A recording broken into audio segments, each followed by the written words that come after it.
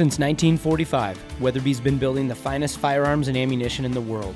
And today, we're proud to continue that legacy from our facility in Sheridan, Wyoming. This is On Our Mark, the Weatherby Podcast. Welcome back to On Our Mark, the Weatherby Podcast. Last week, we talked about a new cartridge. This week, we're going to talk a little more about that cartridge and a whole new gun. New guns, it's that time of year. We've got Adam Weatherby in the studio today.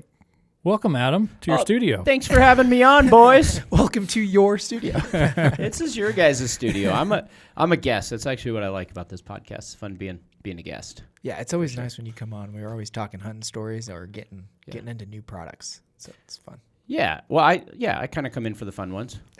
I mean, I'm not going to lie. You guys do fun ones without me. Yeah, we've had some turkey hunting podcasts that we thought about inviting you to. I should listen to those. You know, we got like in the weeds with 25 RPM last week with John Baumgartner. Mm-hmm. We've been trying to get him on the podcast since he started working here. He literally said, he's like, I thought it was important that this would be the one that I do because he is usually in a shell. So yeah, it was great. You've got to spend some time with 25 RPM this year. Yeah. I'd like to hear your thoughts on it. Sure. No, I'm, I've definitely been able to get out in the field with the 25 quite a bit. It actually kind of changed, several things changed actually throughout the last couple of years of working with the 25. And so, I was able to get out in the field with some old design stuff on the 25, some new design stuff, some different bullets, and several different rifle models as well. So, I think, at the heart of it, I'm excited. I think it's roughly our 17th introduction. It depends. Some of the 375 Weatherby or 220, there's some different things that if you count, but we're going to call it the 17th cartridge introduction from Weatherby over the years. It'll be the fourth, I guess, under my leadership. 65300 being the first one. Yeah. 2015, 2016, and was able to take that out and remember get my first sheep and do some things on that. And then, of course, developing the 65 RPM series, or the whole RPM, I should say, the series, the RPM family. Yeah. Back in 2019, and then to see the development with the 338 a couple years later, and then now I think to really round it out, I think the 25 brings in kind of a complete package. Yeah. So some people have asked, like, a lot of people ask what the next one is because we've done a couple now, and so third being 25. Why 25? Why not 7? Why not 30? We had a lot of those discussions, and everybody has their opinion on what our next cartridge should be. I think what's important maybe for me to communicate too is new cartridges are not meant to replace old Weatherby cartridges. And so by doing a 25 RPM, we're not saying the 257 Weatherby is obsolete. We're not saying it's slow. We're not saying it's worser. We're not saying any of those things. Just like the 65 RPM does not replace the 65 300. They're each for maybe a different customer, a different rifle, or for a different purpose, different game. Somebody that's maybe driven more off efficiency, somebody that's driven more off speed. So as we think about the 25, like it's not to replace the 257 Weatherby, it's to come alongside and complement. And many other cartridges that we have multiple cartridges per caliber. We have a 3378 Weatherby, not meant to replace the 300 Weatherby, right? And so there's the 338, 370 is not meant to replace the 340 Weatherby. And so in the same way, the 25 RPM is not meant to replace the 257, but to come alongside and I think have a different purpose behind it. That's very well said, actually. I couldn't agree more. Yeah. So on the 25 RPM, we definitely tailored that one towards those really high BC, heavy for caliber bullets. So it's because of that. Even if case capacity was the same as 257, which is we're a little less, we'd be slower anyway. But and it's. I think there's going to be folks that still want the kind of quintessential 257. They're going to want to maybe move lighter bullets. They're going to want to stick with that 1 in 10 twist and just have that speed game where they're pushing, mid 3000s easily, depending on what they're shooting. And so I think there's those customers. And I know you guys talked about it last week, but the whole idea behind this was there's finally some development. Quarter bore, the 25 has been somewhat overlooked. We've had a 6.5 craze for a number of years. Yeah. I think lately that switched to the 7. And then coming back to your question of why the 25 is, I think we're switching now to see some momentum with the 25, with your 7 PRC and 7 Backcountry, 28 Nosler some years back to win the speed game. There's been a number of things happening in the 7 game. There's been a revival of the 280 Ackley, which is a similar, case capacity to the RPM. So there's already a lot in that 7, right? But there's not a lot out there in the 25, and there's certainly, when we started this development, there's zero out there when we started the development in the production world for a fast twist 25. Now, apparently, my buddies down in Nebraska, Jason and the family down there at Hornady, was working on the 25 Creedmoor, which to me I think is awesome, because then it came out in the midst of us doing this development. And as is normal, they do a great job. Hornady does a great job at launching cartridges like the 25 Creedmoor. It's going to be efficient, light recoil, made for the high BC bullets. Yeah. It's right up their alley. And then when they launched, I'm like, oh, they beat us to the punch. And I go, no, actually, this is perfect, because Hornady has the size and muscle to move bullet makers beyond themselves to start making these for sure. High, heavier for caliber bullets. And so now we have a lot of folks doing the 120 into mid 130s of the 25, that we got people on board with an excitement about fast twist, heavy for caliber stuff. And then we come on, several months later, we roll out the 25 RPM, which does what the 6.5 RPM did to the 6.5 Creedmoor. It's the same deal. They're different purposes. So I think it's actually really good timing. Yeah, maybe 4 or 5 years ago, all of the bullets that we're going to run in this new 25 RPM didn't even exist yet. So, Hornady kind of 2 years ago. Yeah. So Hornady kind of being a driver in that, since they're bullet minded, right, kind of helped, along with the burgers and things like that. It really kind of changed that whole 25 cal in general. Yeah, I think it's fun that we then get, the BCs on these things are pretty spectacular on some of these 25s, but really light recoil. And so like this fall, I was out and my nephew was hunting, and he doesn't do a lot of shooting. He's a youngster, and I put him behind one of my 25 RPMs because I'm like, man, this is going to be a great caliber for him.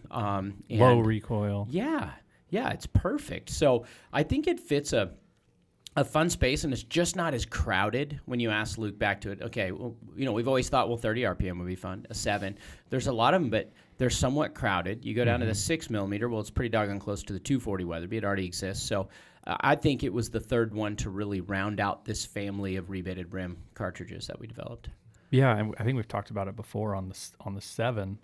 We'd be real close ballistically to 280 Ackley, like super. Correct. Similar. And we've all been loving the 280 Ackley. Yeah. Look, you guys both hunted with it this year, didn't you? Yeah. Yeah, quite a bit. Yeah. You killed your elk with one. I did.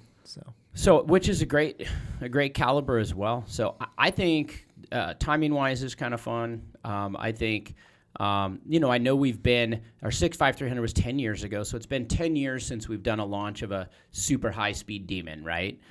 But it's almost like, well, okay, we already have the fastest 30. We have the fastest 330. We have a lot of fast stuff out there. And so let's not go recreate something. Let's do something that's different. And there is no faster fast twist right. Cartridge made for a fast twist, heavy for caliber thing in the 25. So it truly is a space that doesn't exist. Back when you start, people don't know how long it takes, but when you start doing a program like this, stuff ends up launching in the meantime. But even from when we started this, the bullet development, especially now with 25 Creedmoor, changed, and we got more offerings as we were developing this. For sure did. So that was pretty cool. So yeah, I hadn't completely thought through the 25 Creedmoor is very similar, although there was already probably a 25 thing going on. We saw a rise in 25-06 in the last couple of years as far as rifle sales. But going way back to when 6.5 Creedmoor came out, that was probably the beginning of that initial 6.5 craze. Yeah. Yes. Then 6.5 PRC, 6.5 300, like right, 26 Nosler. Yeah, absolutely. And then the 6.5 RPM. So there was a bunch of things in there for sure. So Yeah, Quarter bore revival. It is. Yeah, and it's finishing out 25. We're technically launching it in 26, so we're a little bit late on the 25 and 25. But frankly, we did a lot of hunting with it in 25. We a lot did. of development. Yeah. So, which, if you're looking on the YouTube thing, that was my first prototype there with the rifle we're going to talk about here in a little bit, the Backcountry Capra, along with the 25. We actually changed some things on the case after that and sped it up and did some different things. But that was the that ibex there, which is one of the coolest, prettiest animals I've ever had the opportunity to shoot. That's such a good picture. It's a Bezor ibex from Turkey. Just absolutely gorgeous, and was able to take that with a prototype of the 25 RPM, have that be the first one, and then kind of went from there this year, where we all got out and did a lot of hunting.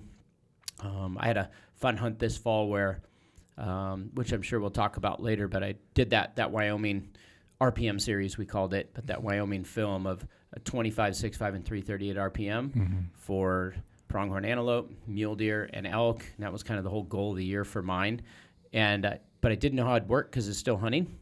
But it was cool. Took a great speed goat with 25 RPM, and then was able to harvest a great mule deer buck in the backcountry, public land, with 6.5 RPM, and then killed the biggest bull elk of my life with 338 RPM. So all in the state of Wyoming, all in 1 year. So do you mean Idaho? Yeah, we live in Idaho. That's right. That's right. Well, the tags are gone, I guess, now. There's no more tags ever. They ran out. Mm-hmm. Yeah. Yes. So it was fun. Done a little bit with like the lighter bullets, 107 hammer that we have, which is light for this one, right? For 25, all the way up to, some of the heavier ones that we have too. So it was. So you did an antelope too, right? That was. Yep, that was a 25 RPM on the 3 Wyoming hunt ones. Yeah. Yeah, and pretty much from everything that we've seen, it's been tipping over animals really, really well. They've been shooting very accurate. We've just done a ton in development over the last year or two. A lot of prototypes, not just us out using it. Some key folks in the industry really got behind it, and it's proven to be, I think, a really, really fun caliber. Yeah. So 7.5 twists. So it's neat to have something. Yeah. Really designed, for this. So I'm excited. I got to play with 25 RPM, and then we hosted that riders event where we got to see quite a few antelope fall to 25 RPM. I was gonna say maybe like a total of 10 steps, I think, for all of the antelope that were on the trip. Yeah, they didn't go very far. It was a lot of quick off switches. Yeah, that one was fun because we just had a host of different bullets on that one. We had people shoot the 107 hammer. We had multiple guys kill with the 117 Barnes, and then a bunch of us killed with the 133 Burgers. Yeah, so it was kind of fun to see like the terminal performance on animals with all 3 different bullets that we were shooting on that trip. I think my favorite kill shot 25 from this year was that JD's. It was. Oh yeah, mule deer. On that mule deer from Nebraska. He shoots the thing broadside, and it stands up on its hind legs and like does a back somersault. Yeah. It was amazing. It was amazing. It's like it was like a gainer. It was pretty cool. I was filming him, and he was shooting a 133 Burger on that one, but that deer was just staring us down. He probably stared at us frontal for 2.5 minutes. And JD, no way. Yeah, JD was on you'll see the new ARCA, the full length ARCA adapter for the Bastion stock or whatever. He was just on it on a tripod for 2.5 minutes. Standing. Oh wow. Oh, he was sitting, but so he was like kneeling, but he was on the gun for 2.5 minutes, and as soon as he takes those 2 steps, then he just boom and it backflipped. That's fun. It was pretty cool. That was a really good shot. Yeah. That's fun. Yeah, and then Jace, our buddy Jace from Guns and Ammo, he shot a good mule deer with 133 Burger, and it didn't go very far either. Yeah, it's been doing well. I think, at the end of it, it's always fun when we do a cartridge introduction, so it's great to be able to do one again. It's been 4 or 5 years maybe since the 338 RPM. Mm-hmm. And so 22. Yeah. Was it? It launched like 2 weeks before I started here. 4. Okay, there you go. So, yeah. I guess 4 years. Yeah. 4 years. Jeez. Wow. I feel like, wow, man, time's going too fast. Yeah. Needs to slow down. Adam, we kind of talked about the RPM case Yeah. on 25 particular on how it optimizes heavy for caliber. Yeah. Do you want to maybe talk about the RPM and optimizing the 6-lug action for the Mark V lovers who are listening to this podcast? Yeah. I mean, maybe what I'll do is I'll go back to the development of the RPM, and then maybe we'll move into this new rifle eventually, which is probably why people are listening to this podcast. That'll actually be a natual segue. Yeah, it's good. I think he was setting me up for this. I was teeing him up on that one. Okay. Too bad I'm a bad golfer. So, yeah, the RPM was actually in the making. We launched it, I think, officially with the 6.5 RPM in 2019. September 19. Yep. And that was after we moved to Wyoming. But even back in California, the whole idea was, could we, with the Mark V 6-lug action, which, we always say this again and again, we don't have a short and a long. Normally, we didn't before this last year. In the Mark V, we had a long fat and a long skinny, a 9-lug fat and a 6-lug skinny. Now we have a 6-lug short. But along with that, it's like, man, it's such a svelte, skinny, long, but very light action. So when building lightweight rifles, it really allows for most lightweight rifles, you got to get as short as you can, and you just can't get the horsepower. So the premise of the RPM in the Mark V. Now, we do it in 307, and you can build RPM. It's great in a lot of rifles, but in the Mark V 6-lug long action, we knew that we could make a really light rifle that still has Magnum performance, and so that was the premise of a lot of designing the RPM around the rebated rim, so it still fits on a standard 473 diameter bolt face, because of that rebated rim, but yet make a long, skinny cartridge, which a lot of trendy things are short and fat, not necessarily with our physique as a person, but in cartridges. And so we developed the 6.5 RPM to work in the 6-lug long action Mark V. And so in 2019, we co-launched those two to try to say, hey, we have the lightest and fastest. You can get, down in titanium to a 5-pound rifle, but you can still have Magnum performance. You're not shooting a Creedmoor 308 or those sorts of things that often was in the super lightweight rifles. And so we really went forward into that space with the Backcountry 1, if you would, and the 6.5 RPM back to 2019. And that's kind of like, fast forward now, which is really cool, 6 years, we came out 338 RPM. We came out with the Backcountry 2, the Backcountry 2.0. And now what's neat is in 26, we are launching the third member of that RPM family with the 25 RPM. And we have beat ourselves again. And that's what's really fun about the Backcountry Capra is we are coming in with the lightest production bolt-action rifle on the market today, along with a new caliber to go in the mix of this. And so if that doesn't, is that where you wanted me to go, Tyler? You landed that plane. Oh, I do know how to fly, but I'm not very good at golfing. Yeah, you brought that one home for sure. Yes. You were doing the circling. Yeah. So that's what's neat. You think about the development here, what our team's been able to accomplish, different iterations of the Backcountry, different RPMs, and now we've led the way in lightweight rifles, and now with this introduction of the Backcountry Capra, we are the true leader in backcountry, lightweight rifles and cartridges that are purpose-built for it as well, so you don't just have to go up in there with a 308 every time. Yeah, and it's like one of those things where we're building like a system, not just a widget, right? So it's all kind of all-encompassing. So yeah. Then what's neat too, just if we talk about actions, I'll kind of do this before we go into the Capra, is with the reintroduction this past year of what we called the Varmint Master, so which if you go back in the podcast, you can listen to that. But that we took the 6-lug long and we shortened it up and made a 6-lug short so we could reintroduce the 224 Weatherby, 22-250, etc. Well, that short 6-lug action is going to also enable us to get even lighter. And that's what's so cool, is to be able to have. Now, that's not going to fit your RPMs, but that short, when we redesigned it, initially, like a 308 never fit in the old Varmint Masters that were made in Germany and Japan. Mm-hmm. And so these U.S.-built ones, we changed the action in the ejection port, where now the Creedmoor cartridges, 25, 6.5, 308, etc., 22 Creedmoor, will now fit in this short little action. So when we went to develop the Capra, we then had those two length actions to be able to get the weight down.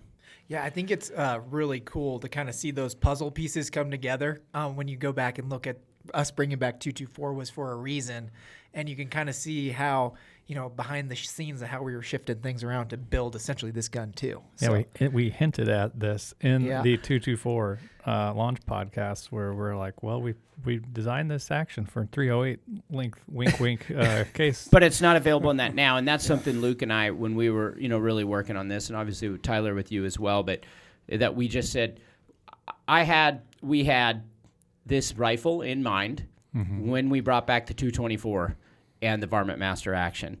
Like, the idea was, wait a minute, we now could do a titanium 6-lug short and have the lightest production bolt-action rifle available.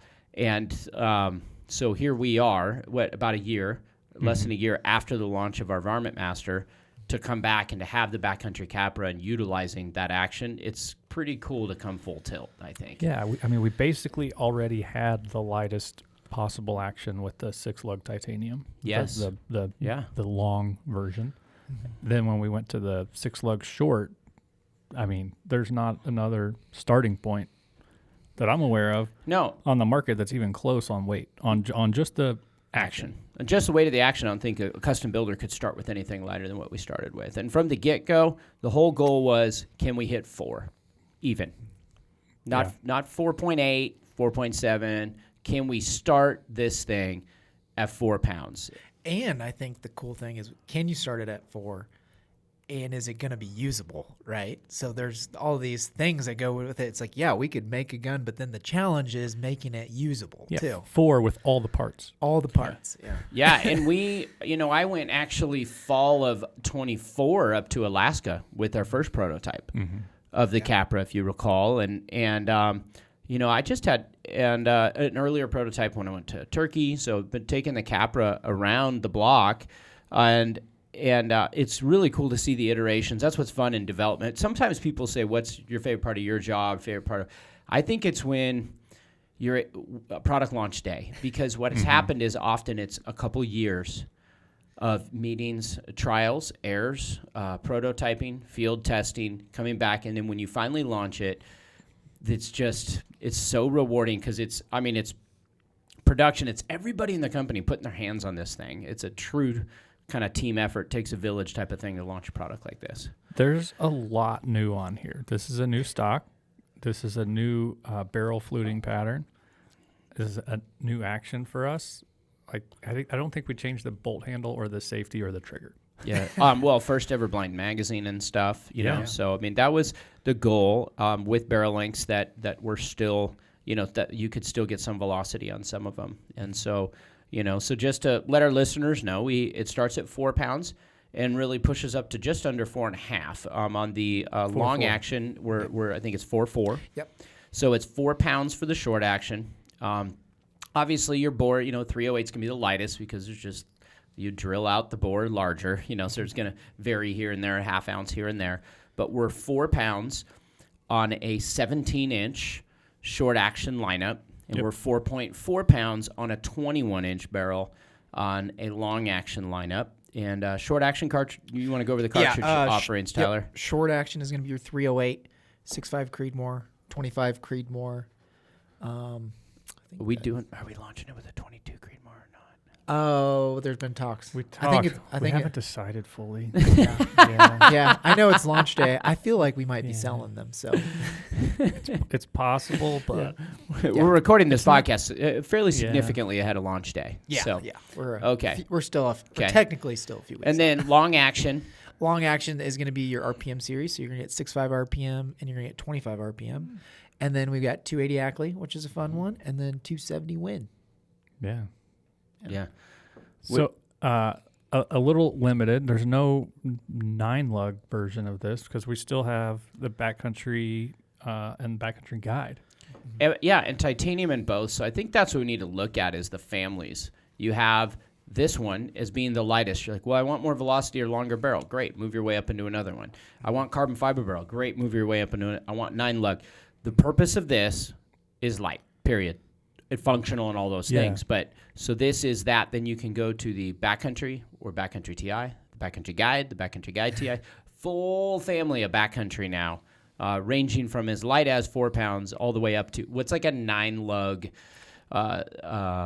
backcountry steel, like the heaviest. It's got to be like 6.64, 6.8. Sure. So from 4 to 6.4, and everywhere in between, barrel length starting as short as 17 inches and going up to 24, 26. 26 on some of the So 17 to steels. 26 inches, 4 pounds. So a full variety, a price point wise too, because some's different barrels, different action materials. So you're really ranging price wise.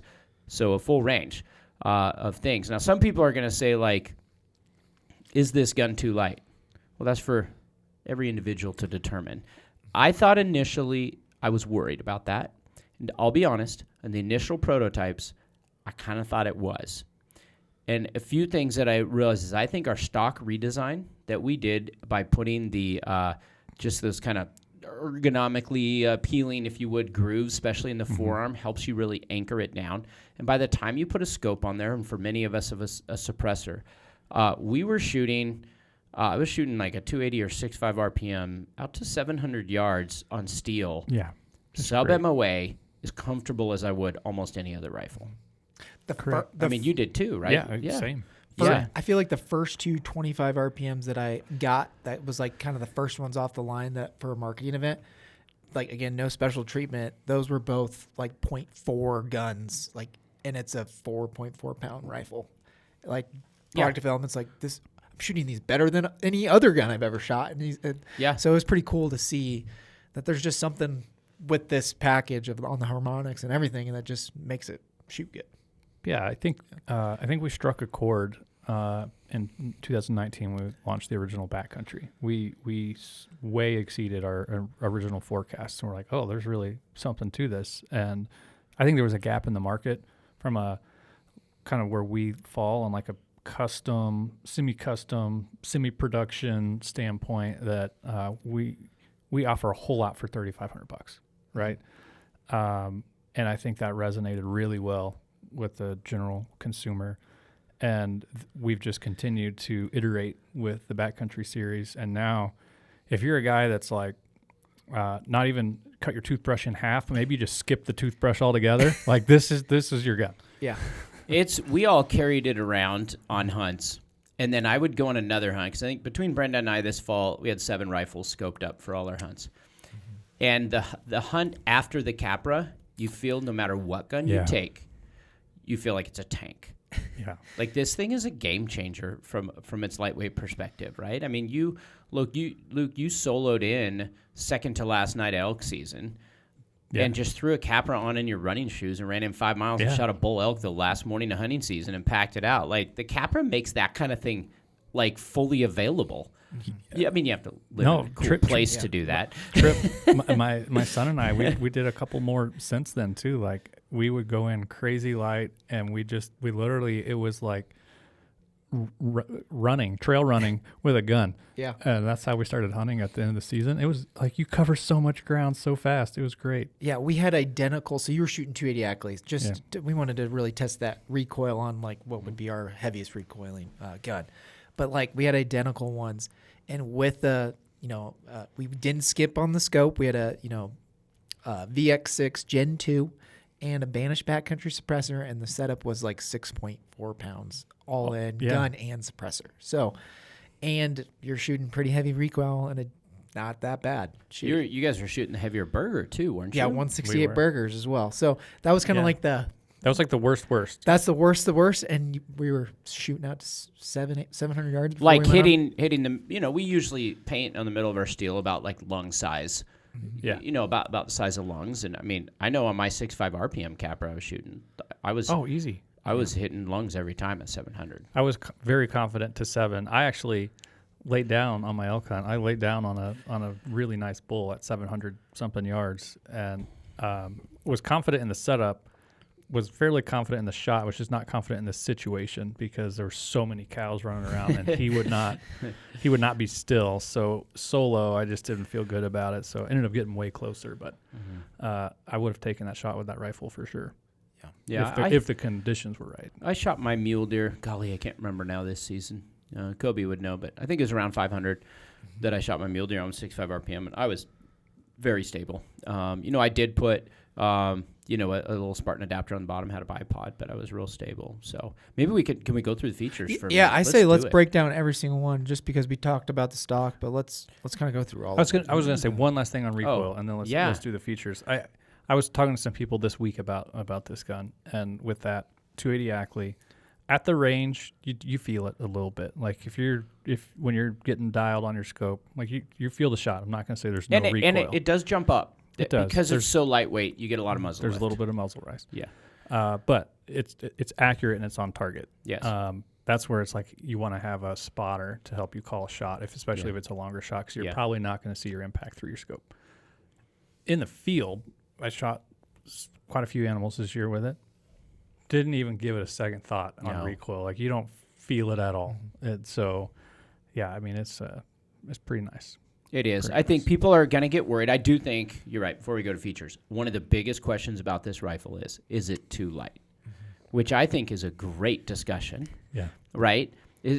My car's too fast. Man, that stinks, You know what I'm saying? Yeah. It's like saying your wallet's overfilled with cash, your car's too fast. My abs problems. are too defined. Right. My biceps are too bulgy. Yeah. Oh, man. And so I think that's the question. We can tell you from hunting this year, it works. We've hunted animals at different distances, different types of game, and that's what's cool is you can take a 4.4 pound rifle elk hunting and be confident out to 500 yards. Like, that's insane. Yeah. We're not talking like, a Creedmoor or something. We're talking like 280, 65 RPM stuff with 4.4 pound gun. But if you want to go down to the 4, you still shoot a 25 Creed or something. I mean, that's a great choice still for a lot of backcountry hunting. For sure. So I think it works. I think it's fun. And here's the thing about it. There's a lot of things. This is what I'm excited about. And then we go in features. Yeah.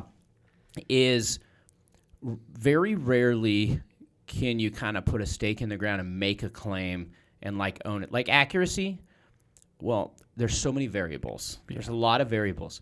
A scale, if it's calibrated, does not have variables. When we use our scale around here and we push 0 and we put the gun on there, that's data. That's science, boys, right? And so what happens is, like, when we throw it on and it says 400, we can sit there and make a claim like, you're not going to go find anything else like this for the money, period. Now, maybe you could get some custom guy for $7,000 plus, maybe, but I don't even know. I mean, those just have a bunch of holes drilled in the stock, basically. So yeah.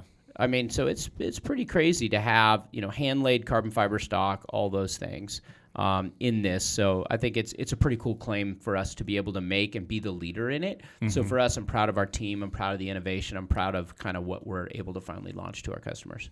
Yeah. So and on these features set too, for the money, we're kind of setting you up for success. Every feature was detailed to make it a shootable gun too. Mm-hmm. So we've already talked pretty extensively on the titanium action. So we have been alluding to the stock. So the stock is a Peak 44 stock. Mm-hmm. If you guys are familiar with the Blacktooth stock, this is the Bridger stock. So it's kind of a modified version of the Blacktooth. So Blacktooth's already one of the lightest stocks on the market, but we're like, how can we make this thing lighter? How do we make it lighter still? Yeah. So we shorten the fore grip up a bit. Almost an inch, I think. Almost an inch, yep. There are some... We slimmed it down too significantly. The forehand. Oh, okay. Yeah, so the ADL created some challenges. So like a blind magazine box, kind of ADL style, with a traditional floor plate, you have a little bit of roundiness from the actual bottom metal. We lost that, and so we had to redo the shaping in that area. And I love where we landed because it basically all the way back to the trigger guard, you could grab it. I don't know why you shoot that way, but it feels comfy. Mm-hmm. There's a little hole in the bottom because Adam brought back a bunch of water from Alaska on the first one. Yeah. And we realized we needed a weep hole in that blind magazine box. I brought it back, gave it to Gunsmith, went on that Alaska hunt, season 1 of Aviators up there with Steve, and came back and gave it to the gunsmiths. And they went, they like literally dumped water out of it because we'd never made a blind magazine gun. And we realized, well, wait, a lot of times it's just your water. If you're up there, we were in torrential downpour, will leak out your floor plate area, and it doesn't leak out. So yes, there is a weep hole in this gun. Cool feature right there. Yeah, I don't know, is that gonna be bullet listed on the website? Yeah, weep hole. Weep hole. Yeah. And then we did some cutouts on the buttstock and kind of on the fore end. And what I actually like about the cutouts is you said that a lot of times when people want to achieve weight loss, they just start cutting things Drilling out. holes. Yeah. Well, this has still got a good familiar look, and there's not just a bunch of holes in the stock. It still looks like a sporter style stock. So yeah, and like I said on the front, there's a similar recess in there that's just a perfect finger groove and helps control if you've got your hand on the foregrip. It helps control the muzzle rise quite a bit. So I think to clarify, we were able to lighten the stock a little bit, but a lot of it was aesthetics and ergonomics too that we were able to do by thinning things up and having it be better paired with the action, right? And just the look and feel of the gun. And so it was like Luke said, I mean, it's the forearm, it's all the way underneath, shaped down here. So it's not just lobbed an inch off here and put a few grooves in there. It was really redesigned. And there was some iterations. Like when I took on that turkey hunt, like I think that one didn't have the grooves. I don't think it did. Was that right before the grooves? Yeah. And so, like, you know, it didn't have the weep hole before Alaska. And so us going out and putting and reiterating, like, we wanted it to be exactly right, which is cool.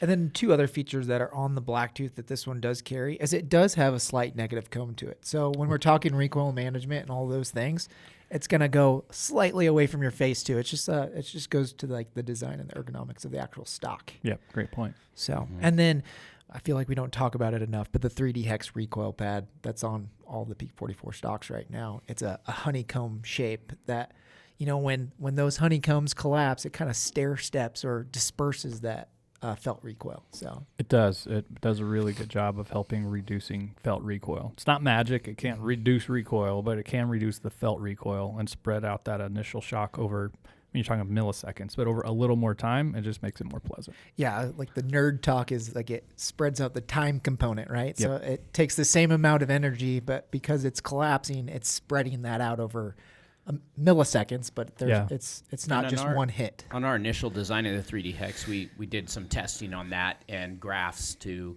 show how instead of it being a punch, it spreads out over a longer period of time. So it's pretty cool. Yeah, it's science. It's science. We're talking science today. Because it's science. And then on the barrel, we've got a double helix pattern on first time we've ever done that. So basically it's fluted one way and then fluted the other way, and it makes a really cool pattern, but it's twice the flutes, so quite a bit more weight savings.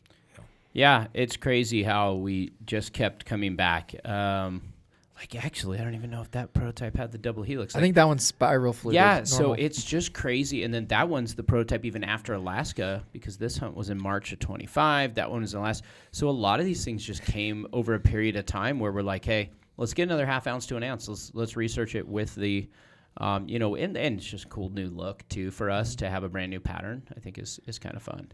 So, you know, along with the barrel, too, maybe we talk about barrel lengths for a second. Yeah. Because that was a big point of conversation or maybe even contention. Who even makes a 17-inch barrel? We do. You know, from the onset, you got to remember, like, speed is in our, you know, I always say speed is in our blood, and then I think of drugs, so that's not right. But you could say DNA. Yeah, maybe DNA. That's better. Yeah. Yes, or velocity. We call this double spiral fluted, a double helix. It's in our DNA. Yeah. So if we're going real science-y. Oh, man, so much science today. And so we really wanted to offer both in the short and the long action of it what we felt was the perfect convergence of velocity and weight savings. Mm-hmm. We could have made all these just 16 and gone below 4 pounds and just called it good. Mm-hmm. But we didn't want to compromise it for the hunter that wanted to, you know, be able to stretch out a little bit with it. We tested what those velocities were, what those weights were, and we felt 17-inch for the short action and 21 for the long was that sweet spot. Yeah. As soon as you drop below 21 with your RPM cartridges or 280, you're getting down to where, well, you might as well switch from the 6.5 RPM to the 6.5 Creedmoor at a given point, right? If you're going to do that in 17 inches, we'll then go down. And so we weren't, even numbers, everybody does even numbers for barrels, whatever. We weren't bound by that. It's like, let's just do whatever's best. And so that's where that 17 and 21 came in. Which, not compromising on that, did lead to the this double helix flutes, because it's like we need to do it a different way. We can't just chop it off. So it's like, how do we do that? And it's like, well, now we have this design. So I think that's pretty cool. And there's something to that barrel with the double helix. I don't know if it is added rigid. It looks cool. Added rigidity, all the things. But I mean, they flat shoot. So for a thin contour barrel. been very impressed with the accuracy. Yeah. So, I mean, really for me, the hardest part of getting used to the gun is just not having a floor plate. Yeah. You know, and not, you know, when you're done with the hunt, you didn't shoot, and you got stuff in your mag, you know, you're feeding them out of there. And so that's probably the biggest change for me in it was just I'm not used to hunting with blind magazine. Never had one before, ever, in a Mark V. But it's actually just one less thing to worry about. Spring and a floor plate, you know what I mean? It's just so pretty simple. just in case you're not familiar with what Adam's talking about is since there's no bottom metal, essentially, no floor plate, there's no way to hinge that open and release the extra rounds that may be in the magazine. So this is a top load only. You're just pushing the rounds in the top just like you normally would on a regular backcountry. But if you're going to unload it, you're basically cycling the bolt with as many rounds as are in there. So you're going to have to cycle it and then open it. And that's not exclusive to us. That design's been around a long time, but it's the first time we've done it. Mm-hmm. But one less thing to really go wrong or have, or, you know, whatever on the bottom. You got in floor plate, you got, you know, hinges and pins and latches and all sorts of things. We don't have that. So so it keeps it simple. You know, obviously, I think one of the other things I'd like to just talk about is the amount of this that's made at our factory in Sheridan, Wyoming. From these titanium receivers being cut right downstairs from where we're at. Double helix patterned, you know, getting put in here, you know, the chamber, these stocks. I mean, the whole thing, it's really cool to see how much is being made here in Sheridan, Wyoming of this rifle too. So I think that's part of that proud kind of release thing too, is how much of those iterations were just done here at our place after we went out each time. So, the name, what's a Capra? A Capra is a goat. It's the we're talking about science. Yeah, science. Yes. Is it a genus? It may be. We should have Googled these things. I'm not scientifical sometimes. I think it's maybe genus or Venus or something, but we'll go with genus. But it's Capra. It is the goat family, and so obviously goats, mountain goats, and ibex, and all those things that are up there live in the gnarliest, steepest terrain kind of available. And so, you know, if you've ever been hunting any of those goats, they just hang out on the side of these cliffs. And so to have this gun be around that's where the name Capra came from. We probably spent 6 months back and forth over names, I feel like. Naming stuff's so hard. Yeah. It is. But I'm excited. But I think it's a cool name. And then it tells a story about what it is too. Yes. It's not just something that we picked because it sounded cool. Yeah. I like the play on words of it. It's on the screen there if you're watching, but the goat of all rifles, the Capra, like see what happened there? Greatest of all times, goat. If Michael Jordan was a hunter, he would probably shoot this gun. I don't know. He might need a longer one. I don't know. He is pretty big. But yeah, and then to be able to, you know, it's kind of we're able to go on this hunt and shoot the ibex and shoot a Capra gun, Capra animal, kind of all in one, and have that be kind of the poster child hunt, which was the first animal with the 25 RPM and first animal with these both prototypes. They've both changed, the cartridge and the rifle, but to go out there and test and come back. So I think the name is fitting and fun, and we're having a good time, I think, overall with this thing. So yeah, I don't even know what else to say now. I think that's. So I guess I'd say this. It's the type of thing where if you could get to one of our shows this year, and Tyler, maybe you can tell them where they might be able to get their hands on it. It's the type of thing, obviously drop by our showroom in Sheridan. Hopefully your dealer will grab onto it. And if not, like some of these shows that we go to is a great space. Like it's one of those, I think, you can't tell on the screen how light it is. And when we've gone around right to some of our events, showing some of, you know, some people ahead of time, media and so forth, like their eyes pop out of their head. When we went to NASGW in October, we had multiple guns in soft cases, and I was handing Adam the soft cases, and he stopped with the one with the Capra and 308. He stopped and opened it because he thought it was empty. I thought it was maybe just a stock. Yeah. It wasn't. I didn't think there was a complete gun, so I thought, oh, okay, are we bringing a stock sample on this show? It was a completed done rifle. It was the whole thing, all the parts. In theory, you could throw this rifle very far. We can do an advertisement on that, Yeah. I think, Tyler. What shows could they go see that at this winter? Yeah, so in January we're doing the SHOT Show, which I think consumers can go on the last day, maybe on that. I don't know. I don't know, Check but with NSSF. Yeah. Sheep Show will be our first true consumer show, so we're Okay. doing that in Reno in January. Uh-huh. And then we're going to do Western Hunt, SCI in Nashville, and we'll be at like Pheasant Fest too. But kind of the bigger mountain ones will be those 3 shows. Yeah. Okay. From the mountain standpoint, those would be Yeah. ones. So that'd be Reno, Nashville, Salt Lake. Yeah. Yep. So a few areas, if you're around that area or something, it'd be cool to, just come by the booth and take a look at it, I think. So, yeah.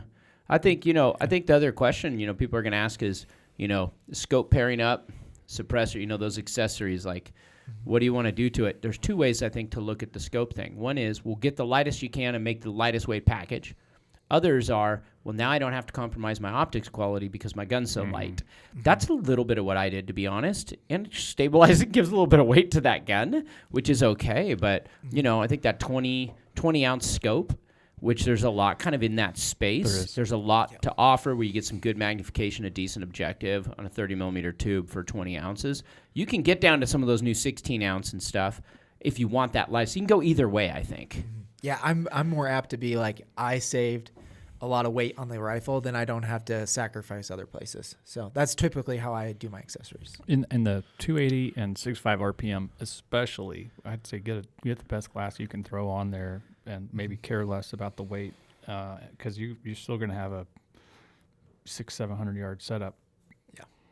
And then on the super light short action with 17-inch barrel, I mean, I didn't do the ballistic charts on all those, but those are probably going to be, inside of 500 yards as far as, an ethical kill. Mm-hmm. Yeah, you're not going to need to go as far with those. You Right. could go real light with those, obviously. So, So you don't need a big and they 55. They do all come with a brake, Yep, right, Tyler? they do. They're all threaded. Yep. We got a brake, thread it's protector. Standard Yeah. half 28. Mhm. So I ran a suppressor with mine all year this I year. did too. I ran a silencer central Banish Backcountry, and man, that thing's super light. It did a great job. Yeah, that was great. And then I've also ran the little AB Raptor. That one works good on this gun too. Yeah. So. I've done both with and without because, I've done some international stuff and traveling and, like going to Turkey. I liked carrying a lot without the suppressor. It's just, even just that overall length is just so, it's just short. It's light. If you're doing any decent amount of shooting, especially, it definitely, the suppressor complements it very well when shooting. It is so stable with that. Yeah. Even when you don't with the brake, that muzzle blast is fairly close to you, so it is a good rifle to, it just depends on what your priorities are, but it's a good rifle to suppress if you want it. When this rifle launches and this podcast goes live, the tax stamp is gone. So, yeah, there's no excuse. Go get a suppressor. That's right. Yeah. Absolutely. After you buy like 4 or 5 guns. Yeah, for sure. Mark V Backcountry Capra, we're proud to announce the world's lightest production bolt-action rifle. Yeah. I wonder what we're going to do next. I got an idea. I got a few I myself. was going to say, if you want to know, there's a few things coming out in the next couple of weeks that are pretty different than what we've done before. Oh, yeah. We have some not light stuff coming out. I was going to say, there's a nugget there. We got something pretty cool coming 1 or 2 weeks from now. We're not Teaser. Well, thanks for listening. Check out weatherby.com and go find out more about the Mark V Backcountry Capra.